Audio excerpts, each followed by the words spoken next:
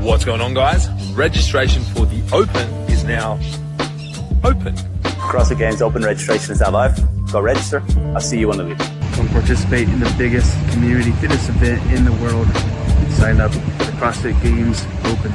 What's up, you guys? Sign up for the CrossFit Open. Support your local affiliate, support the community, and test yourself against the best in the world.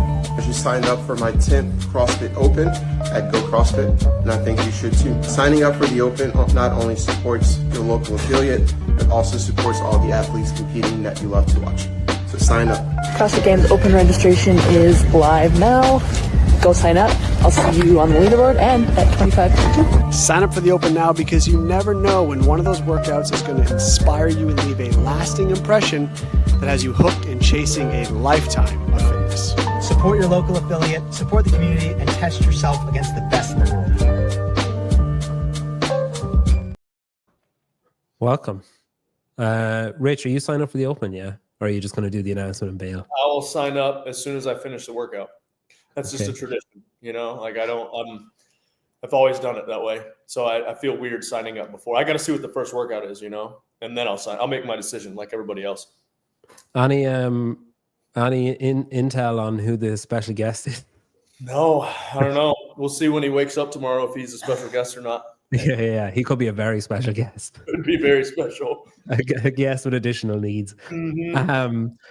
It's pretty busy there today, right? I see a lot of like CrossFit people and cameras and stuff.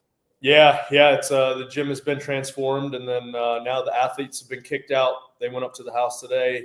They're in the barn, and so the athlete facility. We're pretty unique situation where we almost have a standalone building, I guess, off the back that we could continue to run classes. That was the big thing that, hey, we do want to host the Open, but we want to try to disrupt the actual membership as much or as least as possible. So they're going to run classes out of there today and tomorrow morning. And then when this thing's over tomorrow, we'll be back to regularly scheduled programming. I saw you guys put up a thing on Instagram that you're doing tickets. Like it's free to go to the announcement, but you have to have a ticket. Yeah. Well, we have a fire code of like 1,300 people. Don't think we'll hit that, but Josh is a real stickler for the rules. Captain safety. So, it's free. Okay. But you need a ticket. But you need some type of ticket, but it's a free sign up. Yeah.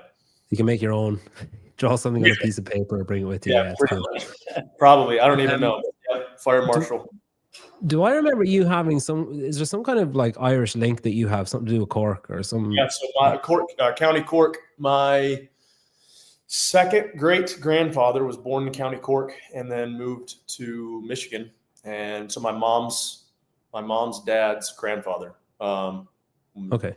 Born in County Cork. So I'm, if you do an ancestry, spit in the tube, whatever, I'm like 20-something% Irish. We'll take it. We'll claim it. Real. Like everybody says they're Irish, but I actually have direct lineage. Yeah, I'm only like 16%. So, was that like a potato-driven exodus? Did he leave? Was that like famine? I'm Irish, and then my other side, probably 75% is German, and so they all kind of came over same-ish time. So I would assume it would have to, 1840s, 1850s. And so I would assume it was some type of famine-ish, unrest over in Europe for sure. So I would venture to say yes, but I haven't done that much research about it. Good times.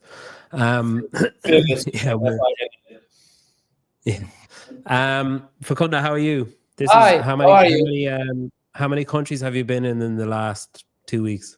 Okay, can I start with something else? Okay. 2 years ago, Seban promised Pedro that next time you were coming on the show, he was going to be part of the show, and he's still waiting. So this show is for Seban, I think. Just one of the things. We've been abroad. We've been in Europe 2 weeks ago. We've been in Barcelona. We've been in Paris. We've been in Berlin. I've been in Milan. I'm in Cookville preparing ourselves for the 25.1. You didn't ask me, but I want to say it because I'm proud of myself. I'm doing the Open this year. Okay. The full Open, not just the first workout. That's the 35 to 39, is it? I love it too. No, a 45, 49. I think we changed weights That's already, good. no? No, I don't know. I don't know. It's not this, my category Yeah, changed but weights. you get to change weights and movements a bit. Yeah. So I'm proud to say it. I'm going to do it here? With Olivia, my friend and me. Yeah, I'm going to do it here. Okay. During the open announcement, yeah. I'm ecstatic because I remember the last time you were here and you did 1 or 2 M30 workouts and you couldn't walk. It's true. The entire time. Yeah. But I think that I find it important for me that I do it this year. So I see you there, Souza, just causing unrest. Yeah. Huh. Okay. Yes. Oh, you're better at have they announced they bought CrossFit yet? No, not yet. Shut up, Souza. Wait. With I was thinking of you today, Rich. Actually, I'm doing a half marathon in like a month, and I was doing. I know it's honestly I fucking hate it, but I was doing quite a long run, relatively speaking, and I was like, I wonder what Rich did when he's doing that Leadville and all that other kind of stuff.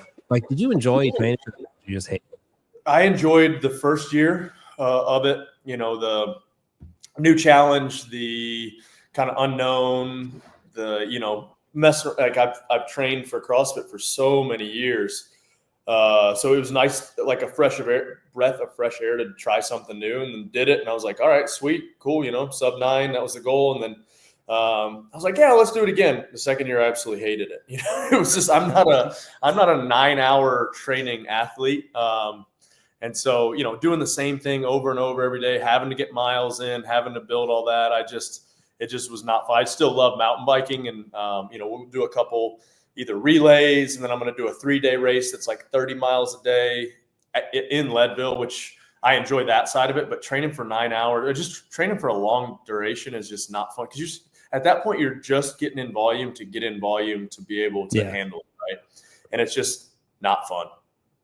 I think there's so little variance as well that it's just kind of like, okay, I guess I'm just biking more or running more or whatever. This is life. Yeah, it was like, I'm trying to think what it was. It was like 10 rounds of 1,600 meters running, and about halfway through I was just like, fuck this, like this is so boring. Like, but then I like, thankfully I had ran away from my home, so I was like, well, I have to run back. So yeah, I was like, I'll just keep going. But this year at Leadville, every 20, 25 miles there's an aid station, and I thought about quitting or faking that my bike was broke, or trying to ride it off the side of the cliff so I didn't have to keep going. The hard part for me was the nutrition side of it. Like, I don't want to eat or whatever on the bike, and especially when you're 8 or 9, or 6 hours in, your body just does not want to take anything in, but you have to, or else, somebody, Adam Klink was like, hey, endurance tests are eating contests. And it's true. Like, if you fall behind, you're dead. Yeah. Yeah. I don't think I need to worry about that with my little half. Yeah. I feel I'm kind of at the stage now where if I change something, I'll just definitely shit my pants. So I don't want. You got to find which things that don't upset your stomach. Yeah, as few variables as possible, I think. Yeah. And apart from that, then, would you say that you? Because another reason I was thinking of you today was I was kind of thinking about what it took for you to win the games, and what it was like to be an athlete back then, where everything was just kind of, I guess, like fuck around and find out, like, oh, let's try and do this thing. Oh, that worked, whatever. Whereas now it's much more like scientific, or it's almost gone to like strength and conditioning almost in the off season, especially. And then CrossFit kind of sprinkle in on top for a lot of athletes. Do you think our athletes now at the elite stage doing CrossFit? Absolutely. Everybody, I hate that comment that even for me, when I was training, oh, he's not doing CrossFit. High intensity, functional movements, constantly varied. We did, or I feel like, a couple of us early on were some of the first ones to bring exercise science into it. Yeah. I mean, yes, for everyday public, the Fran, 6-7 minutes. Yeah, that's probably okay for a day, a full class, whatever, with the intensity piece being Fran. But as we've gotten better, as athletes have gotten better at the methodology, at the functional movements, and all those different skills, we've had to figure out, all right, hey, if you're preparing for a marathon, preparing to run a 5K, you're going to do mile repeats, you're going to do whatever. So we've started to add in some of those intervals. It's just interval. We've brought interval work into CrossFit. So I think 100%. Myself, I do CrossFit regularly every single day in some way, shape, or form. All CrossFit is we've taken everything that's worked in fitness and combined it into one, right? And so why not add a little bit extra science? Like, it has evolved over the years, and I hate the fact that people say, "Oh, they're not even doing CrossFit anymore." We're all doing CrossFit. High Rocks is doing CrossFit. We're doing CrossFit. Like, that's what it is. Yeah. Do you see Facundo, when you see, like, say Tia's gone big into High Rocks now at the minute, and then because she is, everybody around her is, so like Jay, Maddie, Ricky, they're all doing like kind of High Rock stuff. When objectively speaking, from the outside looking in, when Rich was doing loads of Leadville training, were you like, wait, why is everyone doing so much fucking cycling? Why, did it have a knock-on effect on the gym and stuff? I'd say some people got into mountain biking a little bit more as accessory, like especially some of the team, Angelo and them. I always try to push people to get outside the gym, use their fitness. Yeah. Obviously with the athletes, you want to do that within reason. I would say, yeah, we've had a large kind of mountain biking group spring up within the gym, not necessarily the high level athletes, but we had probably 20, 25 people in the gym that started biking and mountain biking specifically. And so, yeah, I think it just kind of whatever's out there, I always tell people to find something and train for it, because it gives you something, gives you a goal, gives you something to aim at. It's fun. You learn stuff about yourself. There's that kind of team bonding, camaraderie. So yeah, I think a little bit, but not so much in the high level athlete. I think that you need to move too. Yeah, and I need a challenge. Yes. So no, we are happy when he's invested into something. Otherwise, he's grumpy. special. You can say it. I'm an asshole. 100%. Well, he said it himself. 100%. My wife's Just generally finally speaking. That, hey, if she lets me go work out for an hour every day, it's just better for everybody. Yeah. Yeah, that makes sense. I was listening to you on Someone's show the other day, and I was thinking, wow, so if everybody starts at Rich on a 10 and slowly just lowers themselves down, it's like, I must check at the end of the show, how far did I fall from 10? Is it like, no, you're still at an 8, or it's like you've got into negative? As long as it's loyalty and no backstabbing, you'll stay at 10 in my book. It's a shit. I just need to erase some questions here. Yeah, you do. He's be Irish. Careful what you He's ask. Irish. Yeah, but that's acceptable. It's a cultural thing. Yeah. Who are you working with specifically for Facundo this year? Have you got like individuals that you're working with, or are you like overseeing stuff? Yeah, sure. I mean, Roman is doing tomorrow, as you know, 25.1. Karen, a lot of South American athletes, Agustin, and many others. And this year, I've taken into young athletes that have a lot of potential. So we want to start investing into the new generation. So I think that for us, is that you or me? That's Rich, I think. Is it you? No, investing time on the new generations is very important. I will still keep coaching some of my athletes. Oh, it's an airplane flying over my house. No, okay. And, cool, okay. I was like, that never happens here. So I was like, that has to be a Cookville thing. No, not here. But yeah, I'll be doing that this year. And has it changed for you? Because obviously, like, Dom is there now, and the kind of structure around Mayhem in the last, like, say, 2 years has changed. Like, Jake Foster came in, Dom came in. Has that eased things for you, like made things more straightforward for you, or has it had much of an impact? Oh, well, so it's great to have Dom here. Dom is one of the best coaches in our it's so nice to have somebody on site. Like when Facundo's here, it's great. When some of these other, even Foster, he's in Nashville, he comes down regularly. But man, having Dom, even if Roman has a question about Facundo's programming or just technique or anything like that, it's just huge asset to have. Dom's awesome. He's been a huge asset. Having a physical coach on site to do that and like invest in the athletes. I feel bad for him because everybody's hanging on him. He gets probably overloaded, and then he turns into a therapist. Half the time I'll see him over there in the corner, somebody's crying. And so it's just, I don't know. Yeah. I think that he's also not just good as a coach, but he understands the athlete. He knows all of our athletes very well. So he knows what they need. I mean, he sees anybody coming through the door and says, oh, today he's messed up. I'll be nice. Now today, and it's a talent. Yeah. So for a coach to understand and to adapt to a certain degree to what the athlete needs that day. So Dom is really, really good for that too. So it's great. And yes, it's been very helpful for all of us. For sure. I mean, because also you used to be here the whole time training. Yeah.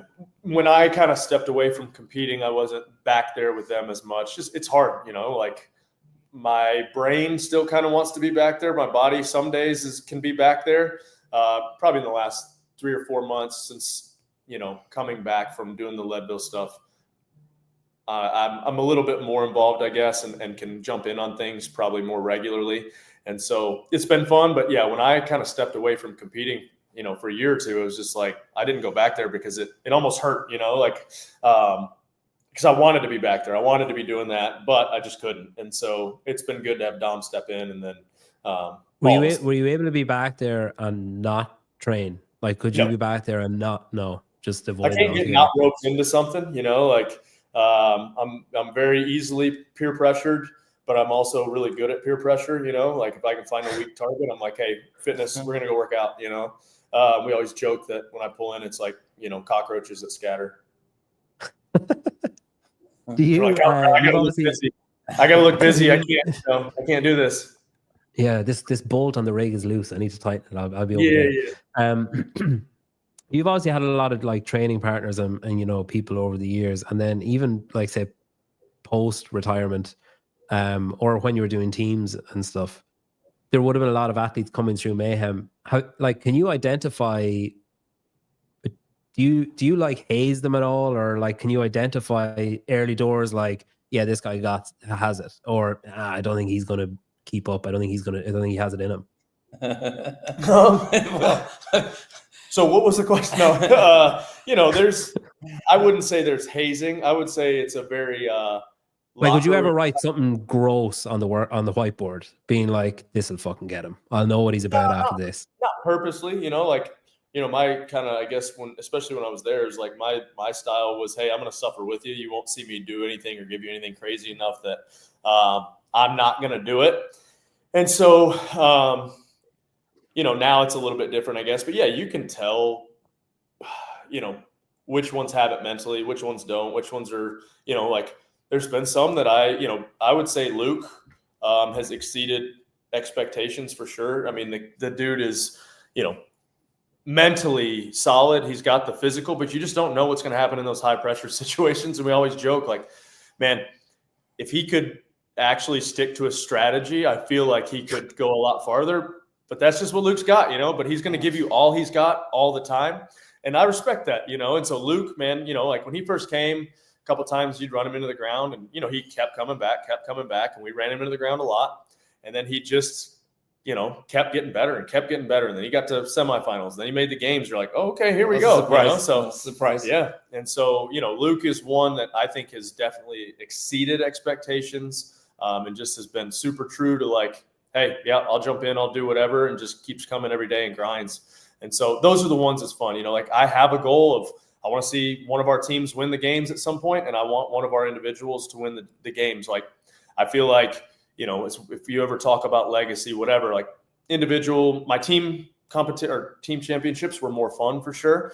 But now it's like, I think to cap it off, I want to see a team and an individual under our banner win the games. That would be like, hell yeah, we've made it. Yeah. You mentioned they're fun. When you were competing as an individual, was that fun? Like, did you enjoy? Obviously, I mean, there's going to be fun moments and stuff, and funny stuff will happen and blah blah blah. But I mean, like, big picture, were you like, yeah, that was a really fun time, or were you like, no, that was horrible and it was a job and it was hard work? Oh yes, like all of those things. I think I really enjoyed the training. I had a really good group of just different people around at all different times. People pushed me in different ways. But it is, growing up playing a team sport, it is lonely, like it's, you get out on the floor and you're just like, man, this kind of sucks. Right. And then if I'm to compare it to my team years were way more fun, the camaraderie of training with a team and then being out on the floor, training with a team. And then, being able to celebrate and see what everybody had put into it, and just to be able to share that with other people was way more fun. What do you think then about athletes? So like one of the things that has become prevalent lately is athletes saying like, oh, I want it to be fun, and I want competing to be fun, and I want my career to be fun. Like, do you think that's a possibility to do both, like to be great and to have fun? I mean, man, I loved what I did. I love what I do. You know, like working out for a living is fun. Training for a living is a little bit of a different story. Man, I was, you know, Matt's talked about it. I've talked about it. Like when you're obsessed with one thing, you know, you have to be hyper focused, and, you know, things fall to the wayside, and it is what it is. You know, that's just kind of how it has to be. And you accept that it's either going to be short term and you'll get over it, or you just, you know, roll over and decide not to do it. So I think it's tough, you know, like that's just wasn't an option for me, right? Growing up, it's just, you're going to do it, right? Whatever you're going to do, you're going to be all in.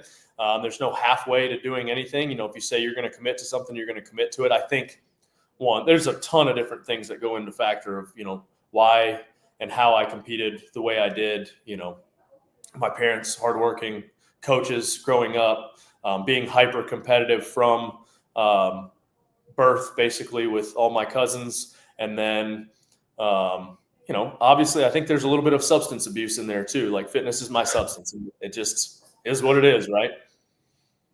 Yeah. I mean, there's much worse things to be addicted to, I guess. Was your dad a farmer, or where did you start? Did you just start that yourself? So my mom's parents were farmers, parsnips, turnips, and I forgot what else, but they did, you know, traditional kind of farming. And then we had animals growing up, but I wouldn't say we weren't a working farm. We didn't sell anything, but we had some horses for a while. My dad just manufactured random chores, my mom and dad. So we didn't live on a working farm per se, but we had a lot of chores. And so, yeah, I think it was, you know, that background and knowing what the hard work that I had to do growing up led to. I wanted that for the kids too. So that's kind of why we've gone the farm route with that. Yeah, because I saw your kids were like filling potholes or something the other day. Were they on the road? Hell yeah, they were. It was awesome, man. Yeah. They were nice, you know, picking up a 50-pound bag of concrete, like, Dad, look at this. And you're like, hell yeah. And then they're swinging tools, making sure they're not hitting each other in the face with, you know, like a ditching spade to cut the bags open. But man, you know, they're covered in concrete dust, and Hillary's pissed. It was awesome. Yeah. There's a fine line I find between, I mean, my kids are much younger. They're like 5, 3, and 0. But there's a fine line between getting, you know, what they'd consider help, yep, and adding an additional 6 hours to any given task. Yep, of like, yep, you know, I'm thinking of like building, you know, even just flat pack furniture. And my son is like, I'll help. And I'm like, yeah. You're going to lose all the pieces, you know, like you hand me, you know.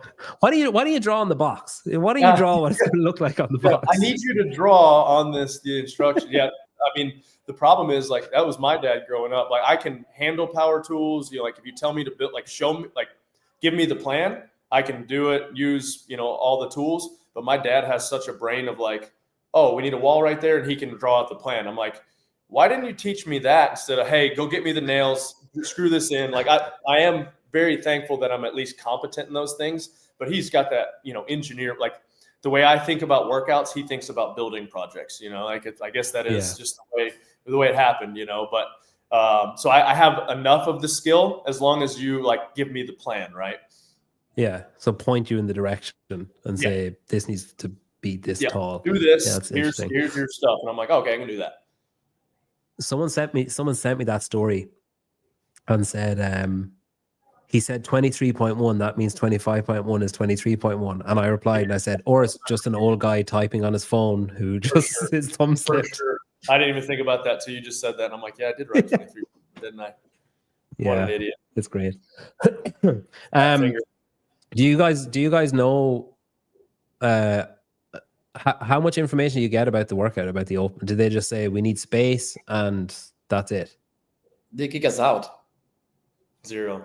I mean, I've done 6, 7 of So these. you can't use where they are now. You can't use the stuff. I mean, it's not really set up in there. You know, like we were working out in the athlete Okay. facility just now, but there's not enough set up to know any and everything. We got to do a walkthrough or something at some point because I'm apparently on the show. But apparently, I think Yeah. they put everything on stage there. They put everything, and then when the work is released, they just clear and prepare the space. So there's a lot of material there. I don't know. Yeah. It was interesting. I think, I don't know, was it CrossFit or Mayhem or both put up a reel earlier on of you saying, was it 2012, where you did like 12.2 and then did 12.1 afterwards because of the order of the stuff. I think but it's even cool saying that video that Castro's like judging, and it's just so bootleg compared to what it is now. It's interesting how it's just crazy how much has changed over whatever. Yeah, for sure. Like, You know, not was that kinda long like, a time. that would have been the first year that they like traveled around and kind of filmed the videos prior to the announcement, I think, you know, with athletes testing them. So yeah, we did that at like noon, probably 11, something like that. And then that afternoon we did Friday Night Lights, and it was 7 minutes of burpees after we did 7 minutes of snatches or however many it was. So yeah, pretty cool. Pretty cool to think about, you know, just the history of it and how far we've come, and being a part of that's pretty cool. Facundo, what do you think about, you coach Lazar and you're close to him, and then close to Luca, obviously, as a result. And then because of everything that happened last year, and I guess more so the people's perceived annoyance at the perceived response or lack of response or whatever from CrossFit, lots of athletes now are saying like, oh, I'm not doing it. I'm not gonna do the open. I'm not gonna whatever. Like, you've obviously been around a long time too, and you work with some athletes who are saying, I'm not doing the open this year, and then others who are saying, hell yeah, I'm doing the open. Like, what's your perception of that? Are you, if someone comes to you and says, I'm not doing it, you're like, yep, no problem? Or are you saying like, oh, maybe you should reconsider? Well, I respect my athletes very much, and they can do whatever they feel they have to do. I mean, they relate to the Lazar differently, and they have their own experience about it. I respect many of my athletes last year when that happened, immediately left the games. And, normally I respected that, and I also respect what they want to do this year. So, I think at Mayhem, any athlete who is here is free to do whatever they want to do, and something that we respect and we coaches encourage, and we are there when they need us. So, to be honest, I have not had with any of my athletes the talk of like, are you in or are you out? Most of the people, everybody at Mayhem is supporting the community, and they believe that it's important for them to do the open and the games. I really don't want to ask why. I think that is something private. If they want to share it, I'm glad to listen to that. But what we're going Do it. What I found it very complicated nowadays for me to read on social media is, on the one hand, the fact that the open is a party, a celebration for the community, not for the open, not for the game. Sorry, 99.99% of people doing the open are not going to go to the games, and they know it, and they don't care whether they go to the games or not. So now ruining for me, or putting you in a position, where like you cannot enjoy that, or that's not correct, and so on.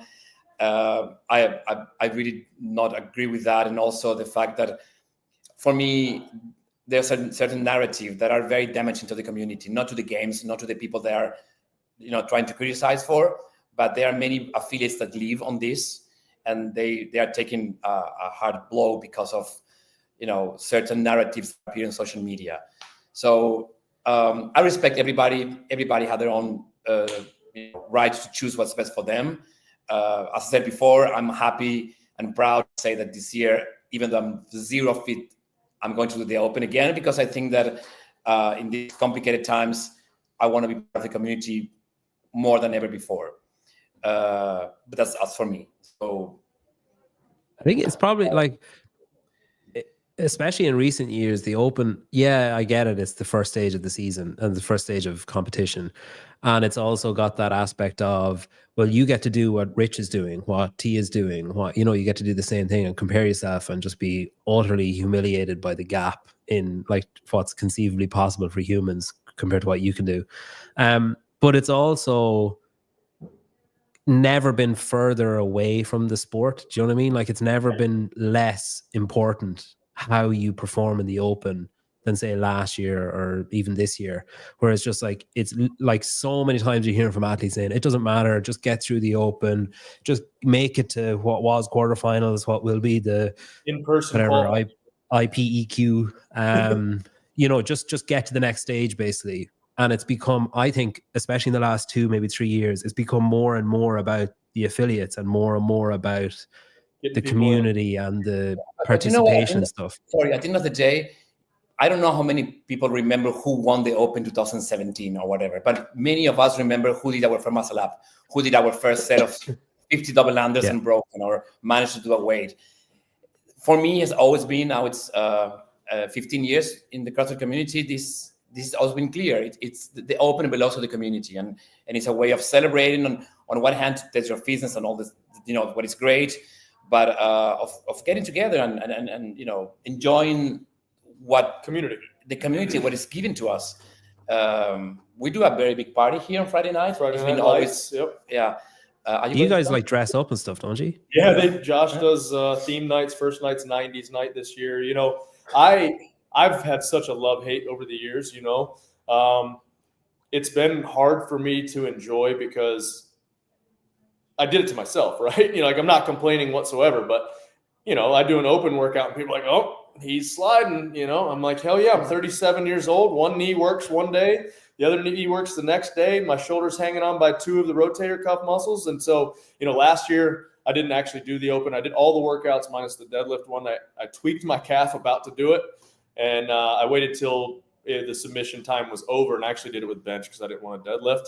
So I did all the workouts, but I didn't enter just because, you know, it was my first year of not competing, and I was like, I just need a year, right? And so Friday night last year, the last Friday night, the thruster pull-up, thruster bar muscle-up one, Ben Davidson, one of our camera guys, was like, hey, I'm going to do Friday night lights. I need somebody to push me. And I was like, hell yeah, I'll do that.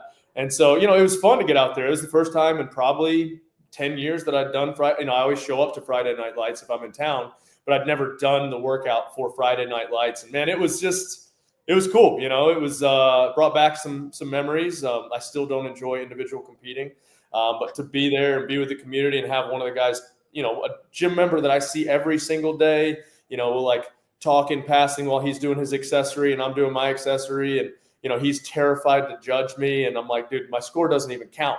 You know, like, I'm not even putting in a score, but he's still judging. And so, man, it's cool, right? It's just cool to be a part of it. Cool to see people succeed, you know, first muscle ups, first double unders, like he's saying. It gives people something to look forward to every year, something they can participate in at their gym. And it's just special, you know, like, and as an athlete, you forget that, right? You know, because you get so hyper-focused, you get so locked in. And I don't think, you know, to some extent that's not wrong, because to win, you're going to have to do that, but you need to sometimes step back. And I didn't do it enough. Step back and be like, hey, you know, it's bigger. The whole thing's bigger than you. Right. And, you know, luckily with perspective of 16 years now, I have that perspective. And so that's my current soapbox now, is making sure kids play youth sports as long as they can, and then making sure these athletes see the importance of the community. And that's what's, you know, kind of the buy-in, and you get them behind you, then man, you're good to go. Was your so you were the first of like the kind of big names to put up a I'm in post or video or whatever. Was that like, were you getting frustrated with seeing the alternative, like seeing people saying, yeah, I'm going to sit it out, I'm not going to do it? Like, were you kind of trying to stem the tide a bit on that?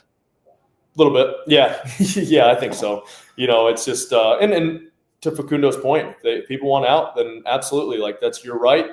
You do what you want. You know, there's so many other avenues that they can compete now, whatever. But I just felt like, hey, we're so much better together. And, you know, like I've said it in the past, and when we've talked with others, there's just something about that word, that name, CrossFit, that we are better together under that word and that name and that community. And so, you know, it's been a lot of ups and downs, but I'm willing to stand here and fight. And hey, we can make some change, but I think there's other ways to go about it. Speaking of change, so there's well, I'll bring this up first because Ernie paid for it. I'll cover Facundo or Rich's Open or half of both. Go to the show. Kenneth gave 2. You forgot to put in. You moved the decimal point to the wrong spot there. Kenneth, you need to catch up with Ernie. There's another one as well. Facundo, who's that guy with the beard? Yeah, doesn't recognize him. My brother.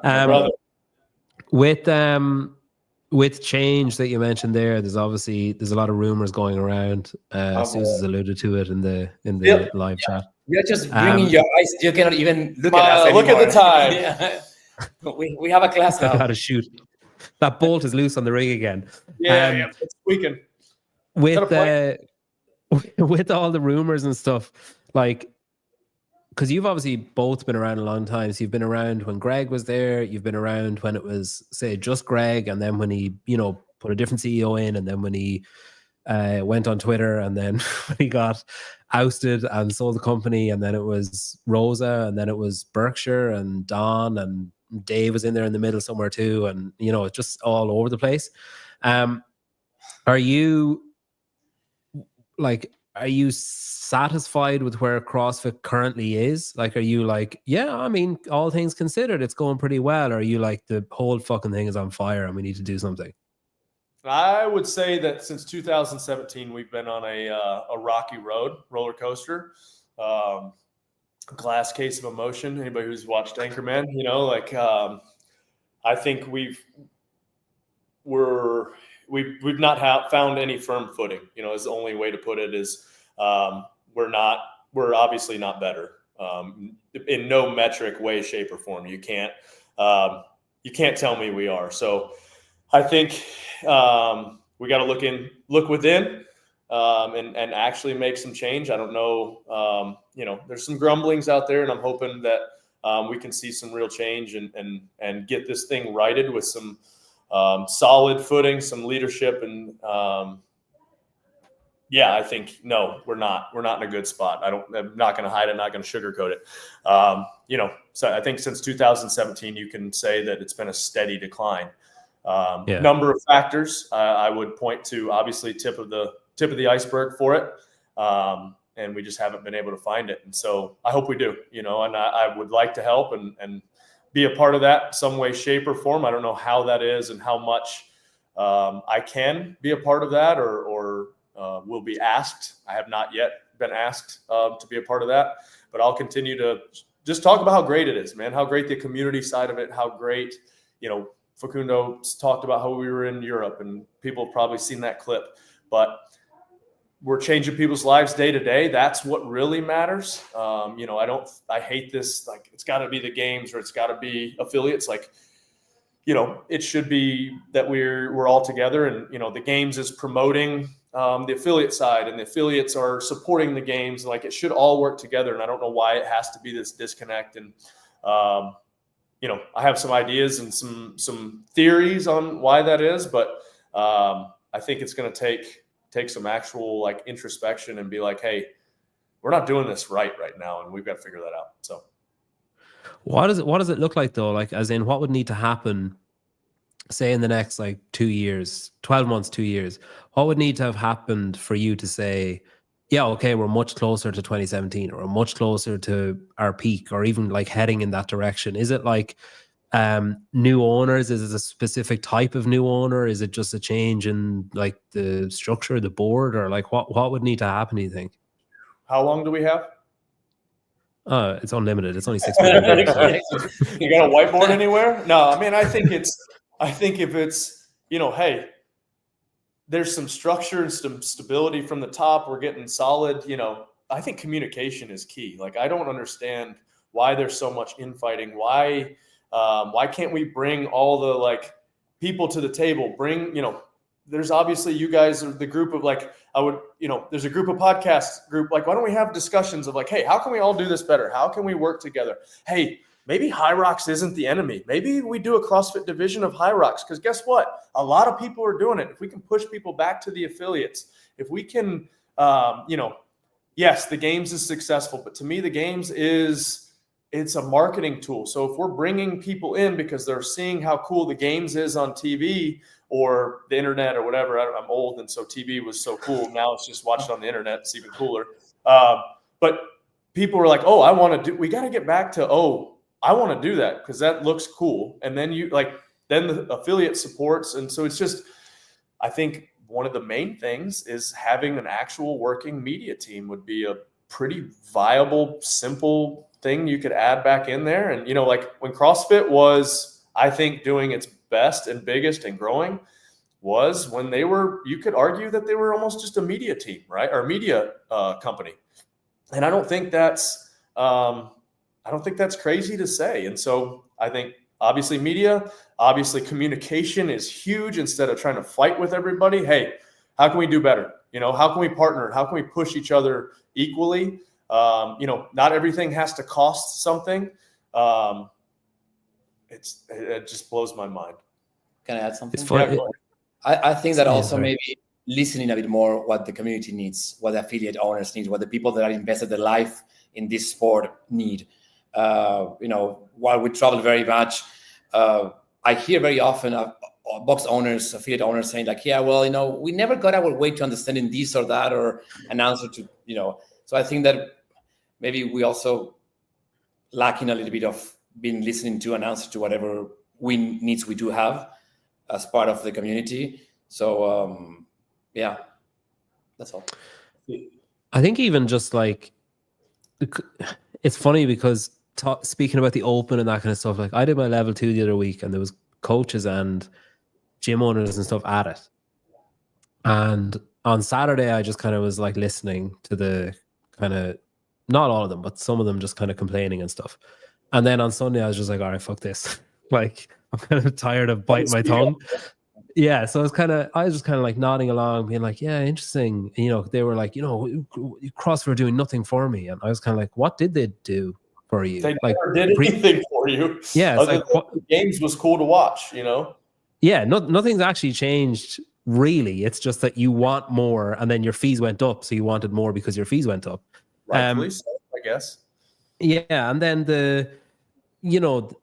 those same coaches and owners and stuff were saying like, yeah, we're not promoting the Open at all this year just because of everything that happened. And I was like, well, you can't have it both ways. Like you can't just ditch the Open, the single biggest community event like globally. And then also the most important, like arguably the most important date in the CrossFit affiliate calendar. And you're just going to say, yeah, screw it. We're not going to do it. We're just we'll just skip it. And then you'd have other, someone mentioned in the comments earlier on, I'm not sure any of the members in my gym know who those people are, like who Vellner is, who whatever. And I'm like, yeah, cool, but the fucking coaches do and the owners do. And it spreads like a cancer. So if they're going in saying, yeah, I'm not really pushing it this year, like members are waiting to be told, you should sign up. Here's how you sign up. We're going to do an intramural thing. We want you on it. We want you to do it. And then the other side of that is people saying, yeah, we're going to do the workouts, but we're not going to sign up. It's like you wouldn't turn up to a fucking 5K and just run alongside the group. I'm going to run. You can't come here. No, I'm going to run. I'll see you on the other side.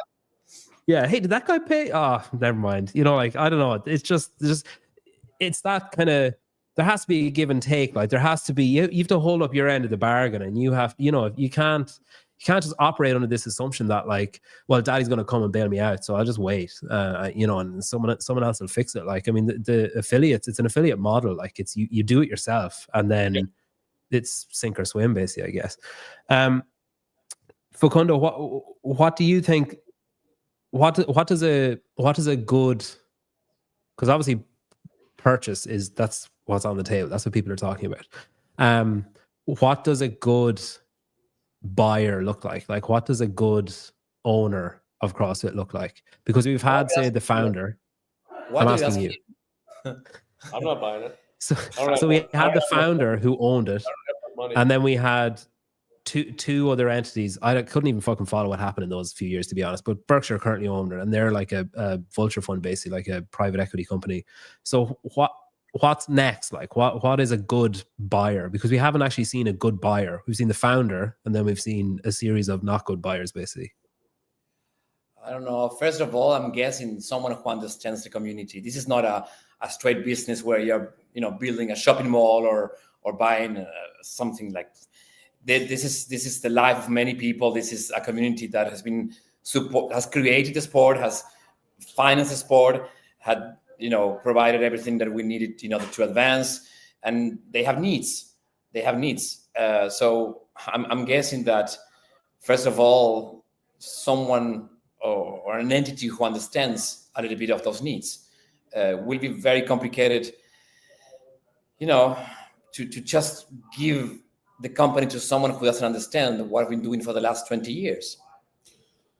Yeah, I think somebody's got to be bought in on the magic, right? We all know the magic. We all have been a part of that. And obviously we're here because we drank the Kool-Aid. And so I think somebody that understands that it's not just numbers. Obviously, hey, you have to make money or else none of this exists, right? Like we've got to get away from, they're just in for the money. You have to be in it to make some type of money, right? But they've got to be able to know how awesome this community is, what the magic of it is, what the obsession becomes, annoying people about doing it, right? Like remember those days where you'd be like, hey, you need to try CrossFit. And they're like, I don't know, it looks kind of dangerous. And you're like, come on, and like we missed, like it's not there anymore. And so it's tough. Yeah. I guess the issue is then you're looking for someone who does it and has drank that Kool-Aid and then is just sitting on a vast amount of money to be like, yeah, fuck it, I'll buy it. I'll buy it. I'll fix it. Yeah. CEO Facundo. Yeah. Yeah. Because I had Daniel Shafi on last week and he was kind of basically saying similar. Like he was kind of saying, look, it can't be, if it's another bank or another, private equity fund or something, we're screwed. Like we're all, just forget it. Like pack up and go home because it's like, this hasn't worked.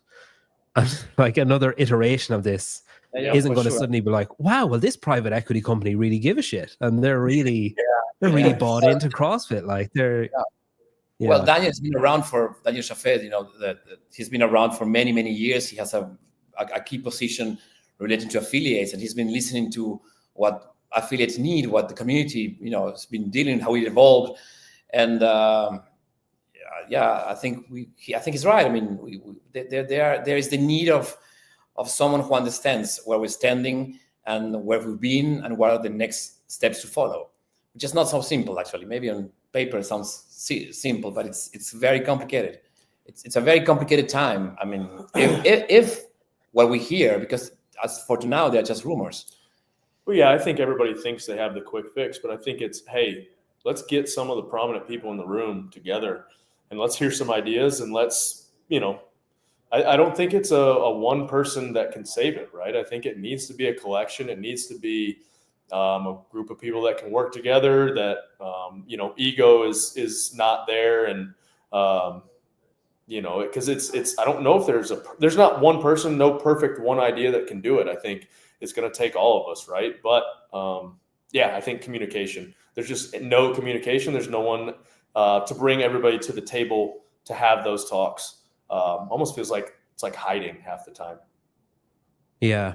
I think, it has been interesting, especially since August, how many people have just kind of faded into obscurity and just like disappeared. And then you have,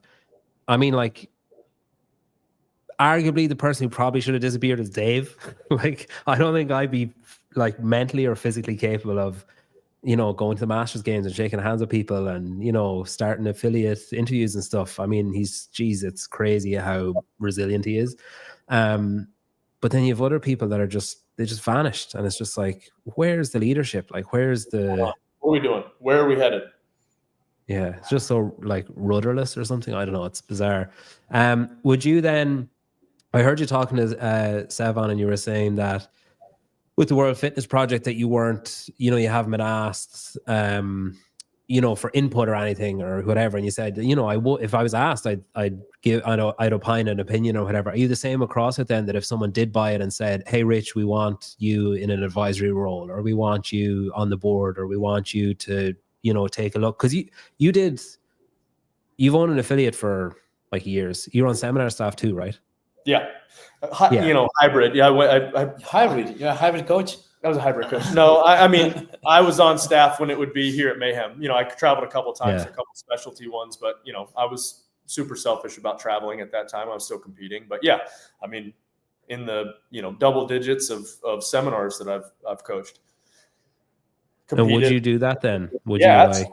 heck yeah. I mean, you know, I don't want to say that my opinion's more valid, but I've been in almost every level of the business, right? You know, so I would love to have a seat at the table. I don't need a prominent voice. I would just like to, hey, you know, talk about it and listen and hear and hey, maybe voice an opinion every once in a while. I mean, the older I get, the less of a filter I have, either better or worse. I'm not sure, but man, I just want it to be better. Like, I know what it's done for me. I know what it's done for thousands of people in this city. And so I just know that we can affect change better under that one word, right? It's pretty cool. Pretty cool brand, used to be. And so I would love for it to get back to that. Well, you're pretty close saying make CrossFit great again. Facundo, would you be similar? Would you be like, yeah, I've been around the block, I can offer an opinion if I'm asked? I mean, I think everybody has an opinion. Whether it's a good one, I'm not sure. I mean, I haven't been as experienced as Rich in this field, but you know, I think that what I think was said, you know, we just need to go back to certain basics and provide that, you know, as I said, put more attention, value, exactly. Some type of value. Provide, you know, as we said before, a better communication, whether to media, whether to better contact with the actors in the community, create more resources for education, for box owners in the business world. I mean, how do I do to succeed with my box? Which is something that we do here at Mayhem Affiliates. We have, you know, a big number of affiliates following our programming, and it's not just a program. So Darren and Chrissy do a great job, you know, answering people, saying, "Hey guys, I'm in this situation. Do you have an idea on how can I do to make it better?" And it's nothing to do with programming. You know, Christy is like answering. Christy's awesome. Yeah. Oh yes, I mean, you know, I've heard people doing this. So creating these resources, these instruments that might help whoever is in the community to get to wherever they want to go, which is something that, as Rich said, I think we've lost to a certain degree. We are lost. No coaches, or very few coaches, are saying, "Hey guys, doing the open is magic." I mean, you are going to maybe be experiencing something that it's really the core of everything we do in CrossFit, which is spending time celebrating the community. So I don't know, but I think that it's very clear. I don't think there is an expert opinion, right? It's like there are very basic needs that need to be fulfilled at the stage. Yeah, it's funny. Just Susan's comment here, like the question is, does HQ lack so much leadership that basically Dave's putting on his Thanos glove and saying, "Oh, fine, I'll do it myself"? And it is funny because, like, I did a show last night with JR from Crash and Johnny Davies, who's seminar staff and owns a gym in Wales, and we talked about affiliates, and we're going to make it like a regular thing of, you know, like an episode of programming and scaling, an episode on whatever, just for general advice, because it was kind of startling at the level too when Johnny was kind of saying, well, this is what we do and this is what we do, and other coaches and owners were like, what? I've never thought of doing that. And I was kind of like, fuck, how doesn't, like, should this not be? Yeah, no, I mean, yeah, we talked about it at Coaches Congress when we were out there. It's like, you know, do your workouts, you know, take your classes, learn. Like, education doesn't stop at just, you know, learning the knowledge or seeing and correcting. Like, you need to actually feel it too. Like, practice what you preach, those types of things. Yeah. And so, man, there's so much that goes into it. And, you know, it just doesn't feel like there's any of those resources out there from the top, right? Or from the brand that everybody's paying into. But even like you look at, so like we do, and I'm not like trying to suck us off or whatever, but like we do all the stuff that we do for basically nothing. Like Savan stuff, like basically nothing. Sousa's shows, like nothing. Like, it's not like CrossFit are paying us, or, you know, affiliates are saying, well, I'm going to divert some of my funds. Like, we just do it because we really like it, and because we think like, oh, that's probably something that should be done.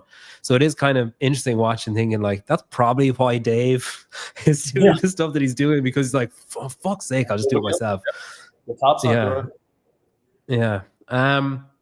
With the season then, so it's been interesting watching the evolution of the IPEQs. and seeing, I know that you guys were involved with NorCal back, it was like announced back, like way back for this year. And then it was announced as a semi-final and moved from, it's usually like October, September, October, and it's moved back to the summertime or whatever, early summer. You're also programming French Throwdown. You're also programming your own one, obviously, Mayhem Classic. Is Malaga, Waterland and Malaga. Okay. What's that? And something else we cannot release it now because we need to, but there's something else we're doing. We are very lucky and we are very thankful that people are asking us to collaborate, to make these competitions or whatever they want to make with them. We put our best effort to provide I think programming that do you so say French Throwdown come to you, do you say, yeah, cool, but we're also doing this other one? Or like, there's not really a conflict of interest, I guess, is there? It's like you're just trying to get the fittest to the games, basically. I just want to make sure the workouts are good, right? My brain thinks in workouts and movie quotes. That's all I've got. And so we had the guys from French Throwdown come out. They kind of told us what their spaces were, like some ideas that they had. I was more of a consultant on all of them. Just want to make sure that it's a high level event. It's a good test of fitness. It's things that we think about from obviously athlete perspective, from judging perspective, from event organizer perspective, and then, methodology, all of that. And so it was a ton of fun. We did that with French Throwdown, and then having Ben Alderman and Blair Morrison, which is fun. Me and Blair go way back.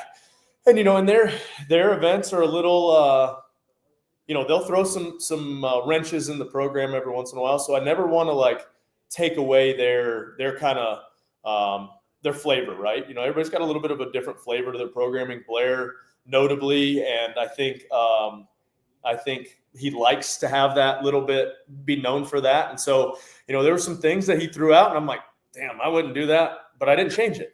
That's, I may have cleaned up or said, hey, think about it maybe this way, or let's change the rep scheme or something. But, there's some things that won't be at the Mayhem Classic that'll be at the NorCal Classic. And I think that's okay, but I think that's another thing we're missing on part of this. Like, I've programmed, me, Angelo, Darren, and Scott programmed the Mayhem Classic workouts. We've not talked to anybody from HQ saying, hey, what are your, and part of me likes the fact that they're not telling us what we can and can't do. But part of me is like, what? You're not even asking, hey, what movements are you guys doing anything super crazy? Every workout is Fran. Yeah, right. Because you laugh, but some of these competitions, you're like, wait, what? So I just kind of selfishly, not that I want that control and need that control, but I enjoy that side of I love programming. I love coming up with workouts. I love seeing how they all fit together. I love looking at a test as a whole. And I just want to make sure it's a good show.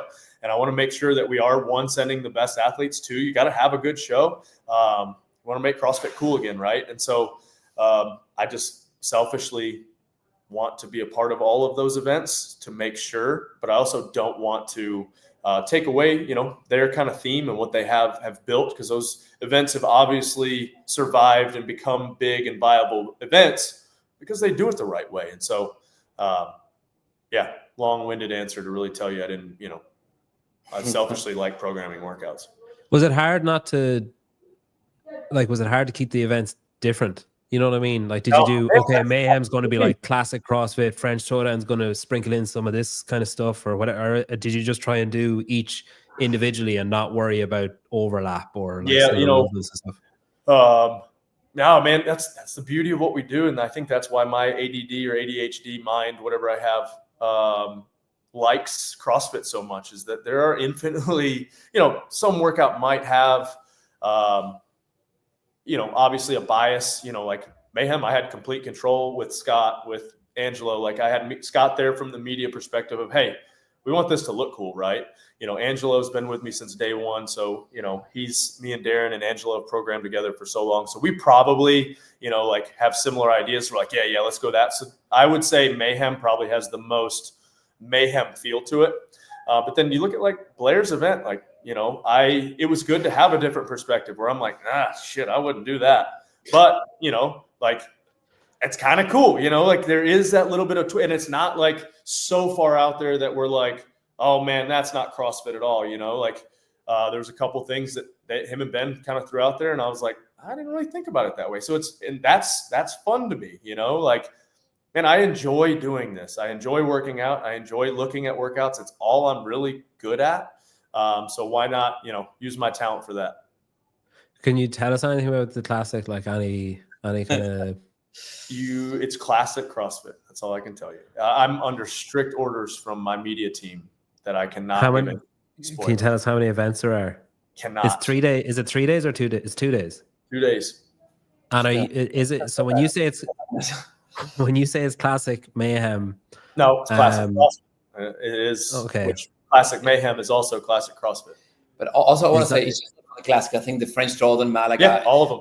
We do CrossFit. I mean, it will be unfair for us maybe to program something crazy that sounds good on paper and then in reality doesn't really fit. And one of the most fun parts of this is Jake Lockhart programs compete and has a pretty, him and some of the other coaches have a pretty heavy hand in compete, and I don't let him in on any of the workouts. And it is starting to he's starting to have a complex here at the gym. Like we'll just randomly close the door, be like, Jake, sorry, you can't be in here. Even if we're not even having a meeting about the classic, just to have him spiral. Like it's actually getting pretty, because he even came up there from NorCal and I was like, oh, sorry, Jake, you can't be in here. You program for compete. And he was like, what? This isn't even, I was like, sorry, man, can't know. So it's been kind of fun to do that and really just mess with him. Yeah, even and you can add this this arrow to your arsenal is when someone's approaching you, go, oh shit, here he comes, or just stop, even if you're not talking about him. Yeah, oh, here he comes. Are the others, because the others are 3 days? Am I right in saying that Wadlands and French Throwdown are 3 days? I know NorCal, NorCal, they're all 3 days. We decided to go the 2 day route. We want to do we're going to condense the schedule into try to be 5 hour blocks on both Saturday and Sunday. Can you tell that? I'm telling that. Want to make it kind of watchable where you could sit 5 hours is a lot still, but you won't have to 8 o'clock there's an event going on. 7 o'clock there's an event going on. So we want to kind of make it to where you could sit down and kind of watch it. Would it be accurate to call it? Sorry. Would it be accurate to call it a beatdown? Oh yeah, old. I took the Invitational. Was one of my favorite events we've ever done every year, and we did a lot in 2 hours. So I'm excited about it. I am too. You mentioned Facundo. You said that there's something else as well, but you've named all of the semifinals. The IPEQs. IPQE, IPEQ, whatever. What's left to be involved in if everything else has already been? The world. The world. No, there's another of these events that we are having the chance to collaborate with, and we're going to release it very soon. But if I guess it, will you tell me if I'm right or not? No. Okay. But I love you anyways. And I want to say hello. What if I gave you? Hey, wait. What if I gave you one last chance to agree to me guessing and telling me I'm right? If I just gave you a last chance. No, thank you. Would you qualify my answer if I gave you a last chance? You can say it. I mean, go say it, and maybe. Yes. Well, the only thing that's left is a last chance qualifier. Oh, well, then there's another one maybe. Sorry, then I mess you up even more. Can I interrupt to say hello to Julian from Argentina, which is a friend of mine who's listening, and Philip is also there. Philip. Yeah. Philip. Yeah. Julian is a very young guy who has a media outlet in Argentina, and he was in Guadalajara, a friend of mine. So I want to say hello. Julian. Say hello. What exercise or combination of exercise cannot miss? Can you leave out? You can't really do CrossFit without thrusters, I guess. You can't really do CrossFit without pull-ups. In April 5th and 6th. Yeah. Do you feel pressure being the first one, or is it kind of nice because you got a blank canvas, nothing to compare to? I like it. I think we got a ton of heavy hitters, which is fun, man. I want to watch them throw down. And I want to watch them throw down on some stuff. It's just fun to watch. It's gonna be a good time. I'm looking forward to it. I think I'm actually might be in the broadcast booth, which sorry for everyone. I might be like Tom Brady and not know what I'm talking about whatsoever, but it'll be fun. I guess at any given time, you can just say, hey, hold my mic. I need to go out and prove that this is actually doable. I have a question for you, though. Yeah. I haven't asked you this. How many of the workouts of the Classic have you tried? No, Like don't say the in- number because you're going to say the number. In history, Many. in history, No, of like ES Classic. since we programmed them, or like in history of me training. Oh, that's interesting. good. Yeah. In history. Probably all of them. Okay. Honestly. Yeah. Some Hey, variation. see if you can drop some more breadcrumbs there, Rich. Yeah, This is you're good. welcome. You're welcome, Pedro. You're welcome, bro. Some variation of all of them, I would say. Okay. I mean, at my point, like the point of my career I'm in, I don't know if there's any combination of any workout that I've not dabbled in, other than like some random movements that we pop up in a couple random years. So event 6 of the Classic is Leadville. Yep, for sure. We're gonna have. Then you would like that, actually. Yeah. You will. When that was announced, Mayhem was announced, and it was the first semi-final. I'm just going to call it semi-final. When that was announced, what were the parameters? Like, are you told, okay, yeah, we want you to do this. Are you willing to do it? Yeah, we are. And then you say, we want to invite people. Or did they just say, you do whatever you want, however you want to run it. We don't care. Whatever you do, great job. We're certain it'll be great. Or did you push back? Was it like, oh, it has to be this percentage? And you said, no, we just want to invite guys and girls that we want to be here. The conversation was, I was sitting in a tree stand deer hunting, and Dave Castro texted me and said, hey, you want to host the Classic again? And I said, details. And he said, you make the workouts, you invite whoever you want, you get whatever sponsors you want, you do whatever you want. He said, not sure yet, maybe 1, maybe 2 spots to the games. I said, if I can get that in writing, we're in. That was almost word for word verbatim the text thread. Interesting. Yeah. A lot of trust. A lot of trust. I feel like we've earned that trust, but yeah, maybe mistrust, but it's also a good way to guarantee that you won't be refused entry to a semi-final, because if it's your own, you never know. And then you're programming all the others. No one, like French Throwdown, you can be like, I programmed this. You have to let me in. I know more than you. Yeah. Yeah. So again, it's a learned experience. I want to say something. I remember when Madness was canceled because of COVID. Remember? What was Mayhem Mayhem Madness. That would have been a cool event. Yeah. But you were like, oh, there's so much work. I don't know if I well, it can would have do been this hard again. to compete and do it. Yeah. But yeah. Interesting. Sorry. Okay, well, thanks, guys. I've enjoyed the first of many podcasts that Rich is going to come on. It's great. Yeah. We'll do it. I appreciate you coming on. You're Facundo. You're really not going to accidentally let slip anything else. No other information that you want to. Try harder, maybe. Yeah, I don't know. I feel like I've exhausted my. Are you guys going to activate at the games and stuff? You were like a partner last year. We were partners 2 years ago. 2 years ago. Yeah, I think we're in talks with helping out with the Community Cup, and then the Everyday Hero The Service Cup too, right? Service Cup, and so we're trying to help out with the season and make it better for everyone. Is the is the idea. I will give you something. Maybe also the Last Chance qualifier. Maybe. I think I already broke that. Didn't I already ruin that? You just leaked it. Oh, I leaked it. I didn't know I wasn't supposed to know that.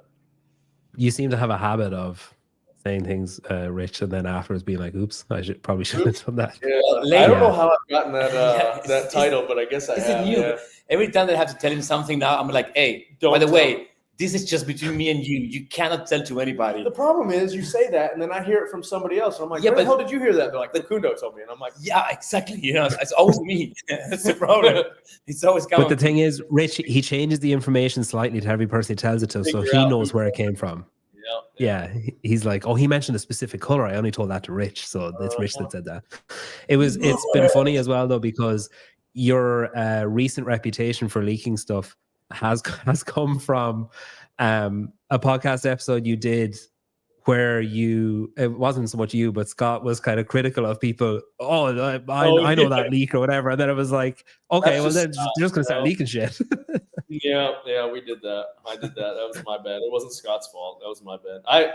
In my defense, I wasn't critical of other people because I don't check any of that other stuff anyway.